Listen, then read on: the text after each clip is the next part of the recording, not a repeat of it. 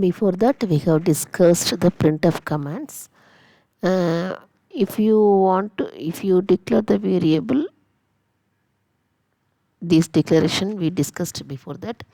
So if you want to declare the integer variable, then you just give integer. This is the variable name, and the value is stored at 100. Okay, what happens after I declare this is one method, or int a. This is also another declaration. This is known as initialization. This is known as declaration. Okay, after you creating these two lines, what happens in memory? Memory creates in memory one box will creates the box named as a, and it's located in memory address. It's the memory address is random address. It's located in random memory address, and it puts a value 100 in this box. This is the line. In this line, so integer is a data type, a is a variable. Variable means you may change that value in that box. First time you may be stored it in 100. Next time you may change the value to 200, 300, whatever you want, you may change the value. So that variable is stored in one memory address. This is initialization. This is declaration, means this is also in memory. It allot one box.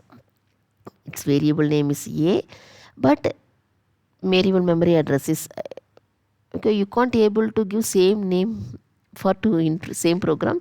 Is imagine that this is one program, this is another program. So here I declared a, so it's located in memory address 5000 or 6000, whatever is that it's located. And but I didn't initialize any value, then it will creates garbage value, something, whatever value, 526 or negative value, whatever value is there, it will whatever value is there, it will store it in that variable. Okay, this no value is known as garbage value. What is garbage? Garbage means it's a wastage. So wastage value is stored in that variable. So this is known as initialization. This is known as initialization. This is declarations. Okay.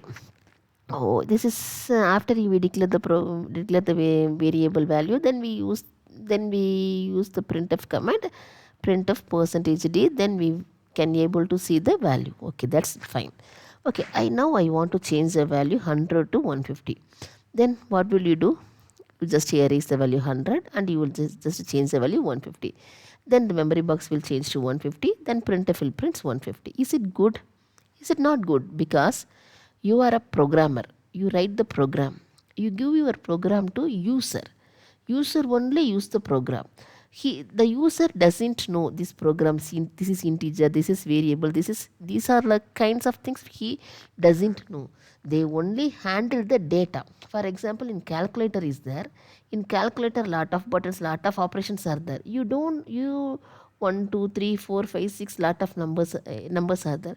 You don't know about the operations, what plus happens, what plus inside that operation is performed, inside what they did in program. You don't bother about that. You just give 2, then you just press plus, and you just press 3, then you press equal, then automatically answer will comes. So like that your program also just similar to this. It means you just initialize first you declare the variable, but the input is given by the user, is not touched by the program. It's not recommendable. So then how can we get the input from the user? That command is scanf. So within parenthesis %d. %d represents integer. Integer means this a represents integer, comma, ampersand. This is very, very important. Ampersand a. What is ampersand? So int a I declared. So a box is there. A have some garbage value. So memory address is there. After creating a scanf, it gets input from the user, integer input. And now I give 200 input. The 200 is stored in ampersand a. It means it stored the value through ampersand a. It means through the address it stores the value 200. Okay, like that it performs. So printf is print the value, scanf is get the input from the user. That is the use of scanf. Okay, we will go to the program. Okay, we will go to one program. Okay. You just want to erase the line, control Y, you just press it. Okay. This is a sample program. I declare one variable A and I want to print the value. Printf percentage D, comma A. Then Alt F9 and Control F9 is just to print. Then it will print the garbage value. This is the garbage value. Something depends upon the compiler, value may be changed. Okay. Now I want to get the input from the user. Don't assign the value directly 100 200. I want to get the input from the user. Scanf percentage D integer. I want to get the input and I stored it in ampersand A. Through ampersand A I get the input. Then I print the value. Alt F9 and press Control F9. I press give 100 will prints. Okay. Now I press enter. Why? Okay. After you giving the number only, it enters into your program screen. Once again I will tell, you are a programmer, you write the program. You knows this is the input for integer. The cursor is waiting for integer. But if you give your program to your friend or your mother, they didn't know the program. They didn't know C. So they think that why this cursor is waiting? What should we do? Like that they were thinking. So instead of that confusion, just printf enter a number, like that you go. It's sake of simplicity only, it's not a compulsory, it's sake for simplicity.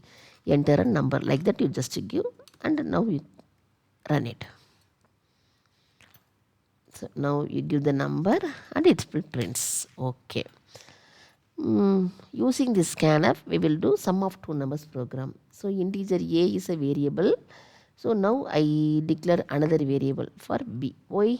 I want to add two numbers. So then two boxes for getting two inputs and another one box for storing the output. It means 10 plus 20, 30. So the value is stored it in C. Instead of enter a number, enter two numbers. In scanf, instead of 1% D, 2% D, comma ampersand A, comma ampersand B. Then after getting two inputs, C equal to A plus B. Okay.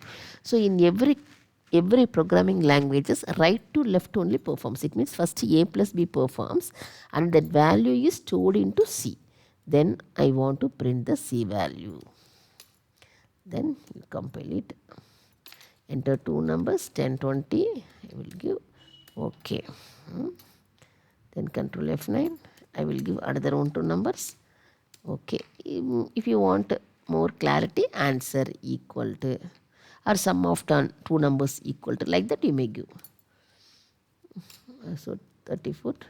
So answer is 79. Okay. Next class, what is the variables? What are the size of the variable? How that variable should be?